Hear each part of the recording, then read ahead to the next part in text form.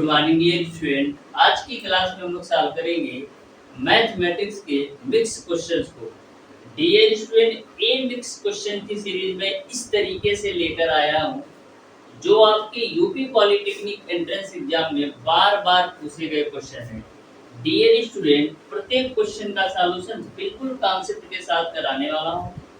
Dear student, प्रत्येक question अपने आप में बहुत ही इम्पोर्टेंट क्वेश्चन है, क्योंकि जितने भी क्वेश्चन मैं लेकर आया हूँ टोटल क्वेश्चन मैक्सिमम बार आपके यूपी पॉलिटेक्निक एंट्रेंस एग्जाम में पूछे गए क्वेश्चन है, तो किसी भी क्वेश्चन को आप मिस नहीं कीजिएगा। प्रत्येक क्वेश्चन को बिल्कुल कॉन्सेप्ट के साथ आपको बताने वाला हूँ। डियर स्टूडेंट, इस तरीके से मैं आपको प्रत्येक क्वेश्चन के कॉन्सेप्ट को बताता हूँ कि आपके एग्जाम में उस कॉन्सेप्ट पर कहीं से भी किसी तरीके से भी क्वेश्चन पूछ लिया जाए, आपसे छूटेगा नहीं। बस आप अच्छी तरीके से पूरी क्लास दीजिए डियर स्टूडेंट। 100% गारंटी के साथ मैं कहता हूँ कि आपके यूपी पॉलिटेक्निक एंट्रेंस एग्जाम में 50 क्वेश्चन पूछे जाते हैं। इन 50 क्वेश्चन में आप 45 प्लस क्वेश्चन आप 100% एक्यूरेसी के साथ सॉल्व करके आएंगे। बस आप 2 से 3 क्लासेस आप अच्छी तरीके से लीजिए, आपको बिल्कुल शानदार तरीके से सारी चीज़ें क्लियर होने लगेगा और कहीं पर भी थोड़ा सा भी आपको कंफ्यूजन नहीं होगा। तो डियर स्टूडेंट, स्टार्ट करते हैं आज की क्लास। तो क्वेश्चन नंबर 1 आपका बिल्कुल सिंपल सा क्वेश्चन है। क्वेश्चन नंबर 1 आपका इस प्रकार से दे रखा है डियर स्टूडेंट, √/6 प्लस √/6, उसके बाद से दे रखा है प्लस का √/6। इसकी वैल्यू क्या होगी ये आपको बताना है। तो इस क्वेश्चन को आप मैक्सिमम 2 सेकंड के अंदर सॉल्व कर सकते हो। सिंपल सा इसका कॉन्सेप्ट है, बिल्कुल ध्यान से समझिए। सबसे पहले करते क्या है डियर स्टूडेंट, इस 6 का आपको अभाज्य गुणनखंड कर देना है। इस 6 का आपको अभाज्य गुणनखंड कर देना है। तो 6 का अभाज्य गुणनखंड क्या होगा, 2 गुणे 3 के। सबसे पहले 6 का आपको अभाज्य गुणनखंड कर देना है। तो 6 का अभाज्य गुणनखंड आपका 2 गुणे 3 हो गया। अब डियर स्टूडेंट, इन दोनों संख्याओं में बड़ी संख्या कौन है, तो 2 और 3 में बड़ी संख्या आपका 3 है। तो इस क्वेश्चन का जो राइट आंसर होगा वो आपका 3 है। 3 उस कंडीशन में लेते हैं जब क्वेश्चन में प्लस हो, तो आपका जो आंसर होगा वो आपका 3 होगा। जब क्वेश्चन में प्लस प्लस हो तो आपका आंसर 3 होगा। यहीं पर डियर स्टूडेंट, यदि आपका क्वेश्चन में प्लस प्लस ना दे करके माइनस माइनस दिया रहता, तो आपका जो आंसर होता इन दोनों में जो छोटी संख्या होती, यानी कि 2 आंसर होता। तो ध्यान में रखिएगा, कभी भी आपसे ऐसा क्वेश्चन पूछा जाए तो सबसे पहले आप दी गई संख्या का अभाज्य गुणनखंड कर दीजिए। उसके बाद से यदि आपका क्वेश्चन में प्लस प्लस है तो बड़ी संख्या आंसर होता है। यदि क्वेश्चन में माइनस माइनस है तो इन दोनों संख्याओं में जो छोटी संख्या होती है वो आपका आंसर होता है। तो ये बात आपको क्लियर समझ में आ गया होगा। इस तरीके से क्वेश्चन नंबर 1 का dear student option number A बिल्कुल राइट आंसर होगा, 3 बिल्कुल राइट आंसर होगा, क्योंकि क्वेश्चन में आपका प्लस प्लस दिया था। तो 2 और 3 में बड़ी संख्या आपका 3 था, तो 3 आंसर। अब देखिएगा डियर स्टूडेंट क्वेश्चन नंबर 2, तो ध्यान से देखिएगा डियर स्टूडेंट क्वेश्चन नंबर 2 को भी। क्वेश्चन नंबर 2 आपको दे रखा है √/32 plus √/48, √/32 plus √/48 divided by √/8 plus √/12, √/8 plus का √/12। इसकी वैल्यू क्या होगी ये आपको बताना है। तो ध्यान से देखिएगा, 32 को हम क्या लिख सकते हैं, 32 को हम लिख सकते हैं 4 कड़ी में 2 प्लस का 48 को हम लिख सकते हैं 4 कड़ी में 3 के डिवाइडेड बाई, ये आपका 8 है ना, तो 8 को आप लिख सकते हो 2 कड़ी में 2 के रूप में, प्लस का 12 को आप लिख सकते हो 2 कड़ी में 3 के रूप में। यहाँ तक क्लियर समझ में आया होगा। अब देखिए ऊपर वाली वैल्यू से आप 4 कॉमन ले लो तो मिलेगा आपको कड़ी में 2 प्लस का कड़ी में 3 के रूप में। और नीचे वाली वैल्यू से आप 2 कॉमन ले लो तो मिलेगा आपको कड़ी में 2 प्लस का कड़ी में 3 के रूप में। ए इससे कैंसिल आउट होगा, 2 से 4 को काट दो तो 2 बार भी जाएगा, यानी फाइनल आंसर आपको 2 मिलेगा। इस तरीके से डियर स्टूडेंट क्वेश्चन नंबर 2 का ऑप्शन नंबर ए बिल्कुल राइट आंसर। तो देख सकते हैं कितना सिंपल सा क्वेश्चन है, बस आपको कॉन्सेप्ट आना चाहिए किसी भी क्वेश्चन को सॉल्व करने से। अब देखिएगा dear student question number 3। Question number 3 को आप ध्यान से देखिएगा। क्वेश्चन नंबर 3 में आपको दे रखा है 998 का स्क्वायर माइनस 997 का स्क्वायर माइनस का 45 डिवाइडेड बाय 98 का स्क्वायर माइनस का 97 का स्क्वायर। तो बिल्कुल सिंपल सा क्वेश्चन है, फार्मूला बेस्ड क्वेश्चन है। बिल्कुल ध्यान से देखिएगा।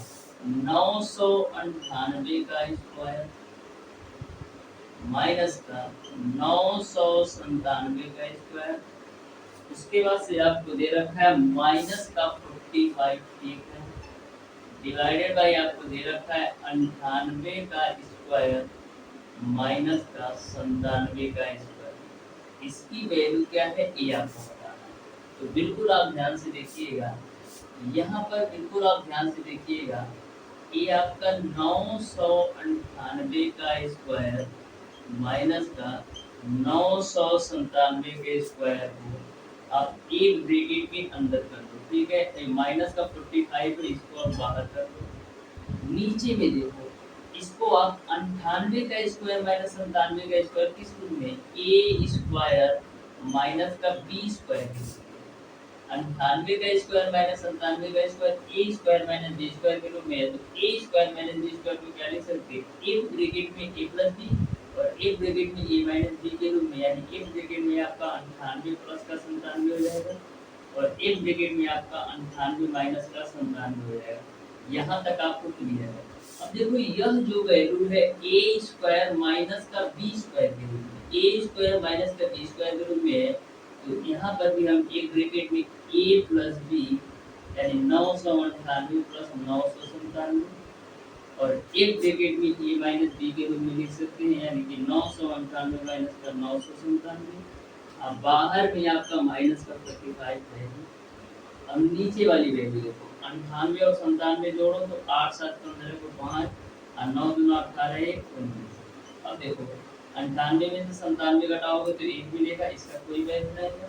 अब देखना 998 में 997 जोड़ो तो 8 7 15 को 5, 9 2 18 19 को 9 हासिल बचे 9 2 18 19, ठीक है। अब देखो 998 में से 997 घटाओगे तो 1 बचेगा, तो यहाँ पर गुणे 1 करोगे तो वही रहेगा, कोई मतलब नहीं है। माइनस का ए आपका 45 है तो 45 कर दीजिए, नीचे में आपका 195 है तो 195 कर दीजिए। 1995 में से आप 45 घटाओगे कितना मिलेगा, 1995 में से 45 घटाओगे तो आपको मिलेगा 1950 डिवाइडेड बाई 195। अब देखो 195 कम 195 होगा, अब बगल में जीरो है तो जीरो चिपका दिया, फाइनल आंसर आपको मिल जाएगा 10। इस तरीके से डियर स्टूडेंट क्वेश्चन नंबर 3 का ऑप्शन नंबर डी बिल्कुल राइट आंसर होगा। 10 जो है इस क्वेश्चन का बिल्कुल राइट आंसर होगा। तो देख सकते हैं dear student formula based question था, देखने में केवल थोड़ा सा कठिन लग रहा था लेकिन फार्मूला बेस्ड क्वेश्चन। अब देखिएगा डियर स्टूडेंट क्वेश्चन नंबर 4, आप प्रत्येक क्वेश्चन को बिल्कुल ध्यान से समझते जाइए। डियर स्टूडेंट ऐसे ऐसे क्वेश्चन मैं लेकर आया हूँ जो आपके यूपी पॉलिटेक्निक एंट्रेंस एग्जाम में 2 से 3 से अधिक बार पूछे गए हैं, यानी कोई कोई क्वेश्चन ऐसे हैं जो 4 बार आपके पॉलिटेक्निक एंट्रेंस एग्जाम में पूछे गए हैं। तो देखिएगा क्वेश्चन नंबर 4 को दे रखा है 125 x की पावर 5 y स्क्वायर, 125 x की पावर 5 y स्क्वायर माइनस का 64 x स्क्वायर माइनस का 64 x स्क्वायर y की पावर 5। इसकी वैल्यू क्या है ये आपको बताना है, इसकी वैल्यू क्या है ये आपको बताना है। तो ध्यान से देखिए, एक्स स्क्वायर वाई स्क्वायर यहाँ भी कॉमन है और यहाँ भी कॉमन है, तो एक्स स्क्वायर और वाई स्क्वायर में कॉमन ले लेता है। तो X square Y square common लोगे तो यहाँ आपको मिलेगा 125 एक्स का क्यूब और यहाँ से आपको मिलेगा 64 वाई का क्यूब। ये बात आपको क्लियर है। अब देखो X square Y square 125 X cube को क्या लिख सकते हैं 5 एक्स का होल क्यूब के रूप में। ये 64 वाई क्यूब है जिसको हम लिख सकते हैं 4 वाई का होल क्यूब के रूप में। यहाँ तक आपको क्लियर है। अब देखिएगा x square Y square x square Y square रखते हैं। यहाँ पर हम करते क्या है ए क्यूब माइनस का बी क्यूब के रूप में है। ए क्यूब माइनस का बी क्यूब के रूप में है तो a cube minus B cube का फार्मूला लगा दीजिए। तो ए क्यूब माइनस का बी क्यूब का फार्मूला होता है एक ब्रैकेट में ए माइनस बी, दूसरे ब्रैकेट में A square plus B square plus B के रूप में। तो यहाँ पर हम A cube minus B cube का फार्मूला लगाते हैं तो एक ब्रैकेट में ए माइनस बी यानी कि 5x माइनस का 4y, एक ब्रैकेट में A square plus B square plus A square यानी 5x का स्क्वायर करोगे तो 25x स्क्वायर प्लस का बी स्क्वायर यानी 4y का स्क्वायर करोगे तो 16y स्क्वायर प्लस का a इंटू बी होता है यानी 5x गुणे 4y करोगे तो आपको मिल जाएगा 20xy। तो इस तरीके से डियर स्टूडेंट आपका फाइनल आंसर यही हो जाएगा एक्स स्क्वायर वाई स्क्वायर एक ब्रैकेट में 5x माइनस का 4y और दूसरे ब्रैकेट में 25x square plus 16y square plus का 20xy यानी कि क्वेश्चन नंबर 4 का डियर स्टूडेंट यानी क्वेश्चन नंबर 4 का dear student option number A बिल्कुल राइट है। देख सकते हो कितना सिंपल सा क्वेश्चन है जो कि आपका बीजगणितीय सूत्र पर आधारित क्वेश्चन है। अब देखिएगा डियर स्टूडेंट क्वेश्चन नंबर 5। तो क्वेश्चन नंबर 5 को आप ध्यान से देखिएगा। बोला है यदि y प्लस का 1 प्लस y प्लस का 1 अपन y बराबर आपका 12 है तो y क्यूब प्लस 1 अपन y क्यूब की वैल्यू क्या है ये आपको बताना है। दे रखा है कि y प्लस 1 अपन y की वैल्यू यदि आपका 12 है तो आपको बताना है कि y का क्यूब प्लस 1 अपन y के क्यूब की वैल्यू क्या है ये आपको बताना है। तो डियर स्टूडेंट बीजगणितीय सूत्रों पर आधारित जब आपने बेसिक पढ़ा होगा तो आपने एक बेसिक कॉन्सेप्ट पढ़ा होगा कि यदि आपका x प्लस 1 अपन x की वैल्यू p होती है, यदि आपका x प्लस 1 अपन x की वैल्यू p होती है तो x क्यूब प्लस 1 अपन x का होल क्यूब की वैल्यू जो होती है वो आपका p क्यूब माइनस का 3p के बराबर होती है। ये आपने कॉन्सेप्ट पढ़ रखा होगा। यदि x प्लस 1 अपन x की वैल्यू p हो तो x क्यूब प्लस 1 अपन x क्यूब की वैल्यू p क्यूब माइनस का 3p होता है। यह कैसे आता है फार्मूला से आता है। फार्मूला कौन सा लगाना होता है फार्मूला आपको लगाना होता है x प्लस 1 अपन x का होल क्यूब का जब फार्मूला लगाएंगे तो x प्लस 1 अपन x की वैल्यू यदि p होगा तो x क्यूब प्लस 1 अपन x क्यूब की वैल्यू p क्यूब माइनस का 3p होता है। सेम कॉन्सेप्ट यहाँ पर भी लगाना है।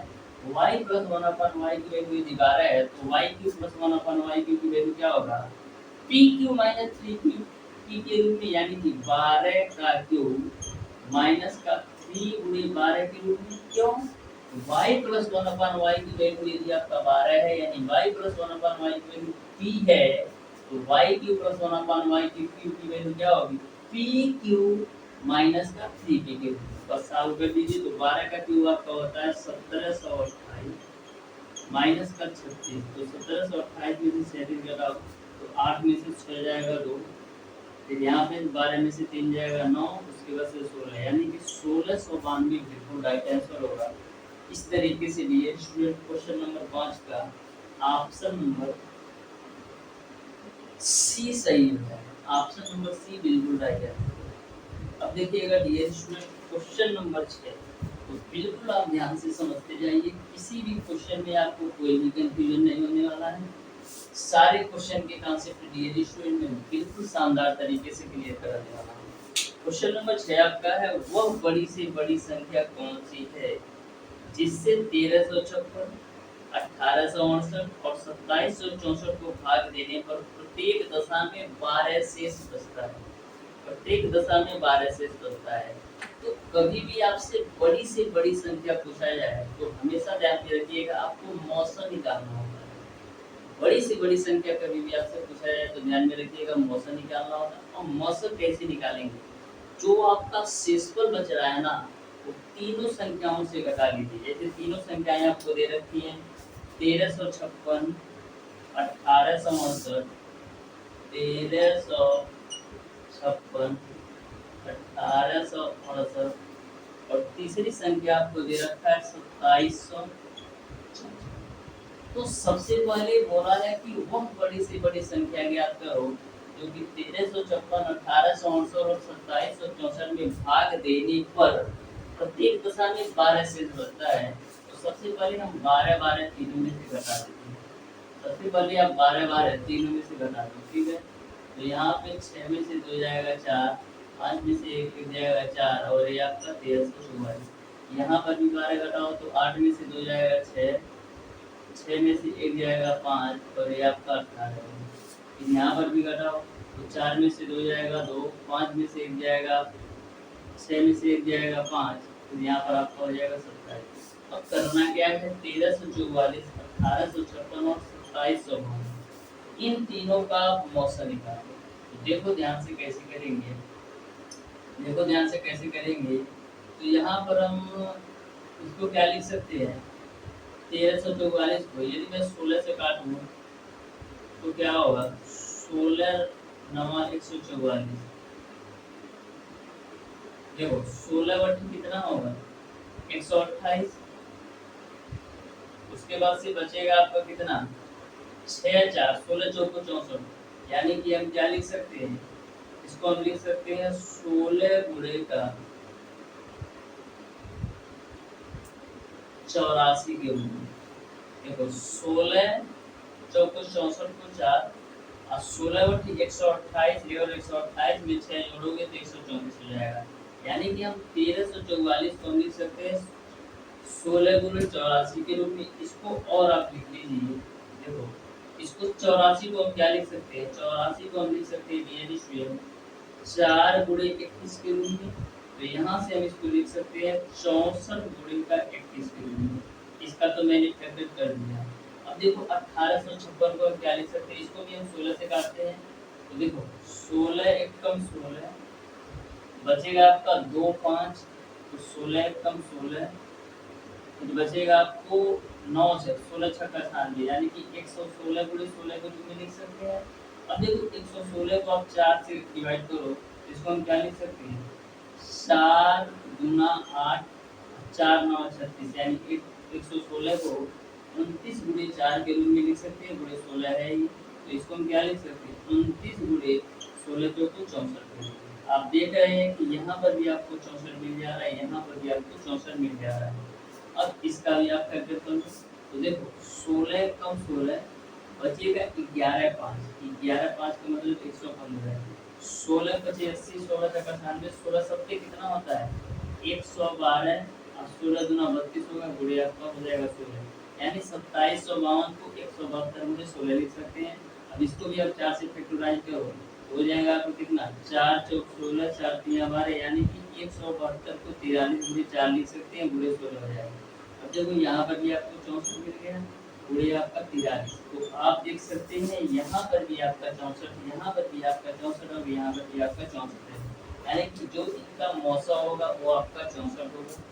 इस तरीके से डियर स्टूडेंट क्वेश्चन नंबर 5 का 6 का ऑप्शन नंबर डी बिल्कुल राइट आंसर हो जाएगा। तो ध्यान में रखिएगा, कभी भी आपको ऐसा क्वेश्चन पूछा जाए तो इस तरीके से भी आप सॉल्व कर सकते हो, इस तरीके से भी मौसा निकाल सकते हो।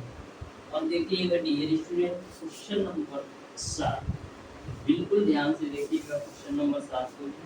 क्वेश्चन नंबर 7 है आपका डियर स्टूडेंट कि 4y के पावर 4 इनटू का x, 4y के पावर 4 इनटू का x माइनस का 9y square x cube minus का 9y स्क्वायर एक्स क्यूब, उसके बाद से 4y square x square, 4y square x square plus का 6y एक्स क्यूब, प्लस का 6y एक्स क्यूब। इन दोनों का मौसा क्या होगा ये आपको बताना है, इन दोनों में मौसा क्या होगा ये आपको बताना है। सबसे पहले इन दोनों में कॉमन क्या है, इन दोनों में कॉमन आपका रियल y स्क्वायर और x कॉमन, तो वाई स्क्वायर एक्स कॉमन लोगे तो यहाँ पर आपको मिलेगा 4y² माइनस का, यहाँ पर आप वाई स्क्वायर एक्स कॉमन लोगे तो माइनस का 9x² मिलेगा। अब देखो इन दोनों में आपका कॉमन 2 कॉमन है, फिर आपका x² कॉमन है, 2 कॉमन है, x² कॉमन है, फिर y कॉमन है, तो 2x² y कॉमन लोगे तो मिलेगा आपको 2y प्लस का मिलेगा आपको 3x के रूप में। ठीक है, यहाँ तक आपको क्लियर है। मैंने 2x² y कॉमन लिया तो 2y प्लस का 3x मिला। अब देखो यहाँ पर आपका xy² है, ये देखो 4y² को हम क्या लिख सकते हैं, 4y² को हम लिख सकते हैं डियर स्टूडेंट 2y का होल स्क्वायर के रूप में माइनस का 9x² को लिख सकते हैं 3x का होल स्क्वायर। यहाँ तक आपको क्लियर है। 4y² को 2y का होल स्क्वायर लिख सकते हैं, 9x² को 3x का होल स्क्वायर लिख सकते हैं। ये वाली वैल्यू आप ऐसे ही रखें।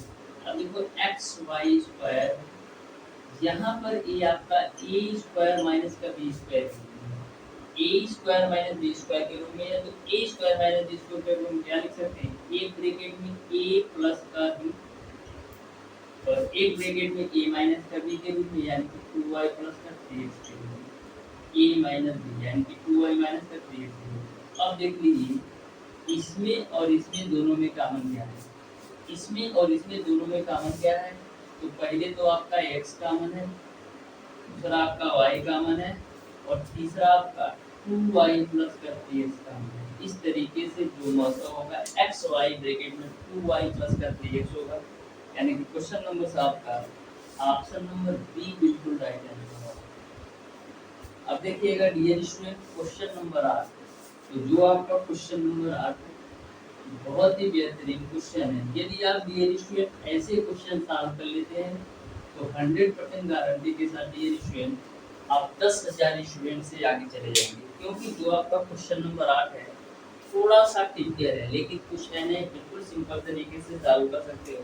देखिए दे रखा है यदि a माइनस b बराबर आपका कड़ी में 2 हो और a प्लस b बराबर आपका कड़ी में 3 हो, तो 4ab ब्रैकेट में a² प्लस b² का मान क्या होगा, ये आपको बताना है। तो दे रखा है a माइनस b बराबर आपका है कड़ी में 2 और a प्लस का b बराबर आपको दे रखा है कड़ी में 2। तो आपको बताना है कि 4ab a² प्लस b² का मान क्या होगा। 4ab ब्रैकेट में a² प्लस b² की वैल्यू क्या होगी, ये आपको बताना है। तो ध्यान से देखिए, सबसे पहले आपको पता है डियर स्टूडेंट, क्या पता है कि a प्लस b का होल स्क्वायर बराबर हम क्या लिख सकते हैं, a प्लस b का होल स्क्वायर बराबर हम लिख सकते हैं a माइनस b का होल स्क्वायर प्लस का 4ab के रूप में। ये बात आपको पता है कि a प्लस b का होल स्क्वायर बराबर a माइनस b का होल स्क्वायर प्लस का 4ab लिख सकते हैं, क्योंकि इस वाली वैल्यू को सॉल्व करोगे तो इसी के बराबर आएगा। ठीक है, अब देखो a प्लस b की वैल्यू कड़ी में 3 है, कड़ी में 3 का स्क्वायर करोगे तो 3 मिलेगा। a माइनस b की वैल्यू कड़ी में 2 है, कड़ी में 2 का स्क्वायर करोगे तो मिलेगा, प्लस का आपका हो जाएगा 2ab, सॉरी प्लस का आपका हो जाएगा 4ab। तो यहाँ से आपको 4ab की वैल्यू कितना मिल जाएगी, 4ab की वैल्यू आपने निकाल लिया है। अब यदि हमको 2ab की वैल्यू चाहिए तो करेंगे क्या, 2 से इधर भी भाग दे दो, 2 से इधर भी भाग दे दो, तो यहाँ से आपको 2ab की वैल्यू मिल जाएगी 1/2। यह भी बात आपको क्लियर समझ में आया। अब देखिएगा आपको 4ab a² प्लस b² की वैल्यू चाहिए। 4ab का तो मिल गया, लेकिन a² प्लस b² का नहीं मिला, तो क्या करेंगे, a² प्लस b² का क्या करने के लिए, तो करते क्या है a प्लस b का होल स्क्वायर कर दो। a प्लस b का होल स्क्वायर बराबर आपका होता है a² प्लस b² प्लस का 2ab के रूप में। तो a प्लस b की वैल्यू आपका है कड़ी में 3 है, कड़ी में 3 का स्क्वायर करोगे तो 3 मिलेगा। यहाँ से आपका a² प्लस का b² और 2ab की वैल्यू आपने निकाला है 1/2। यहाँ तक आपको क्लियर है।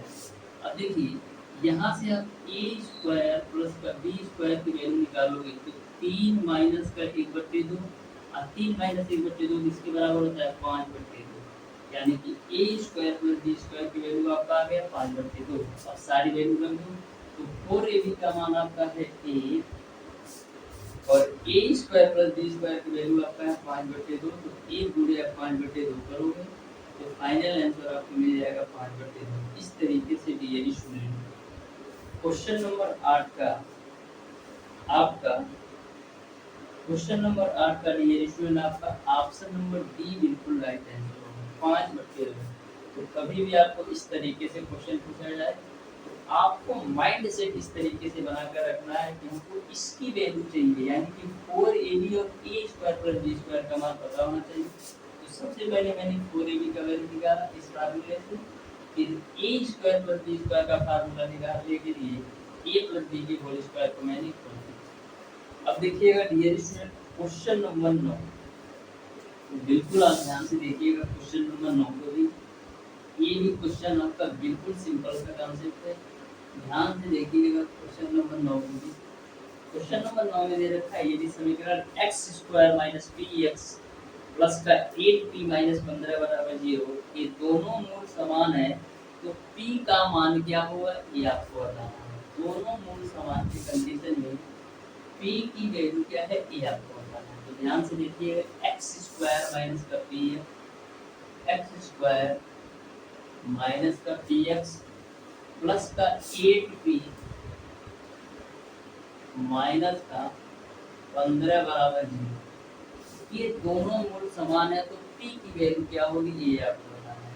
तो दोनों मूल समान होने का कंडीशन क्या है, p² माइनस का 4ac की जो वैल्यू होती है वो आपका 0 के बराबर होती है। किसी भी द्विघात समीकरण के दोनों मूल समान होने का कंडीशन है कि b² - 4ac का मान 0 के बराबर हो।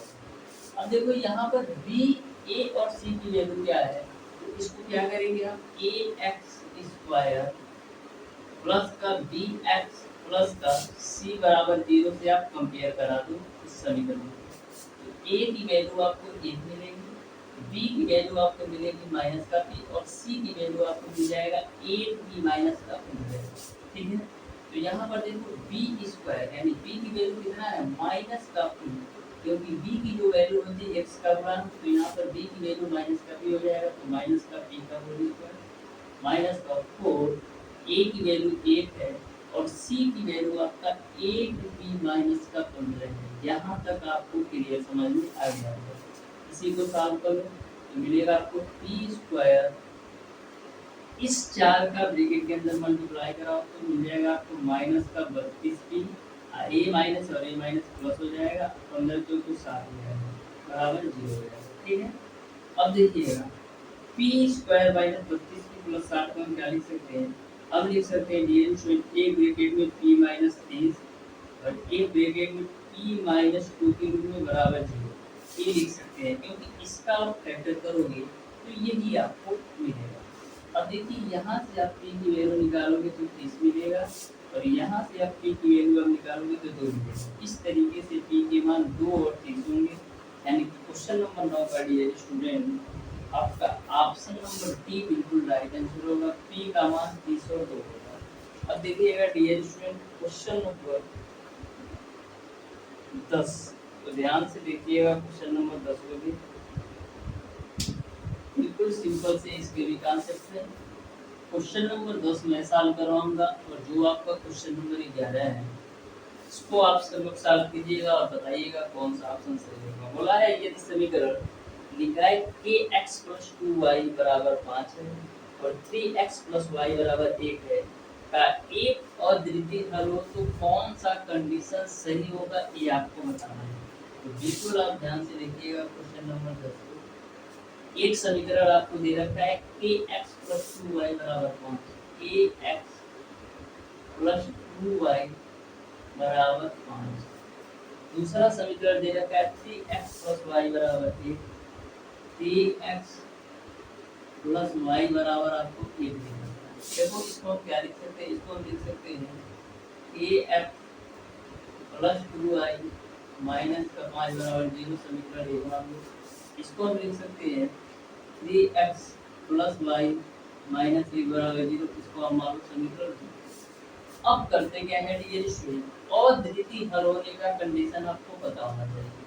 तो अद्वितीय हल होने का जो कंडीशन है a1/a2 = b1/b2, A1/A2 not equal to B1/B2 आपका अद्वितीय हल होने का कंडीशन है। A1/A2 नॉट इक्वल टू आपका B1/B2 होना चाहिए अद्वितीय हल होने का कंडीशन।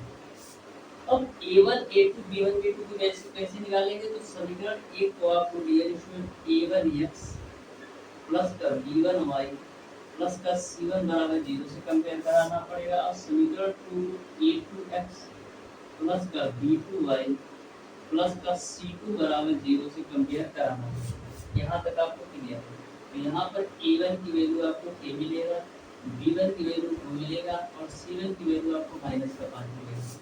यहाँ पर आपको A2 की वैल्यू 3 मिलेगा, B2 की वैल्यू 1 मिलेगा और C2 की वैल्यू आपको -1 मिलेगा। आप सारी वैल्यू रख दो तो A1 की वैल्यू कितना है? A1 की वैल्यू K है बटे A2 की वैल्यू आपका 3 है बराबर नॉट इक्वल टू B1/B2। तो B1 की वैल्यू कितना है? 2 है बटे B2 की वैल्यू आपका 1 है। तो यहाँ से आपका K का जो मान आएगा K नॉट इक्वल टू 6 के बराबर आएगा। इस तरीके से डियर स्टूडेंट क्वेश्चन नंबर 10 का जो राइट आंसर होगा वो आपका ऑप्शन नंबर बी बिल्कुल राइट है।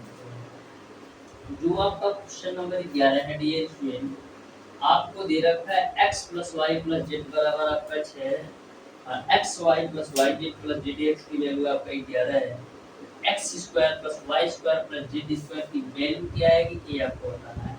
इसको मैं आपको हिंट दे देता हूँ। यह जो आपका क्वेश्चन नंबर 11 है इसको आपको a + b + c के होल स्क्वायर पर लगाना है। तो क्वेश्चन नंबर 11 को आप लोग सॉल्व कीजिएगा और बताइएगा डियर स्टूडेंट आपकी इस क्वेश्चन का कौन सा ऑप्शन सही होगा। तो डियर स्टूडेंट आज की क्लास आपको कैसी लगी कमेंट बॉक्स में कमेंट करके जरूर बताइएगा और डियर स्टूडेंट यह बात आप जरूर बताइएगा कि हम आपकी यूपी पॉलिटेक्निक एंट्रेंस एग्जाम के लिए किस सब्जेक्ट से किस चैप्टर पर क्लास लेकर आऊँ। मैं आपको डियर स्टूडेंट हर तरीके से आपके साथ खड़ा हूँ। जो भी आपको रिक्वायरमेंट है लास्ट के 20 डेज आपके पास है तो लास्ट के 20 डेज में जो भी आपको लगता है कि यह पॉइंट यह चैप्टर इस सब्जेक्ट का हमारा कमजोर है तो उसको आप कमेंट बॉक्स में कमेंट करके जरूर बताइएगा। मैं उसको डियर स्टूडेंट बिल्कुल शानदार तरीके से अच्छी तरीके से पढ़ाने का प्रयास करूँगा। तो डियर स्टूडेंट रखते हैं आज की क्लास में, मिलते हैं नेक्स्ट क्लास में, तब तक के लिए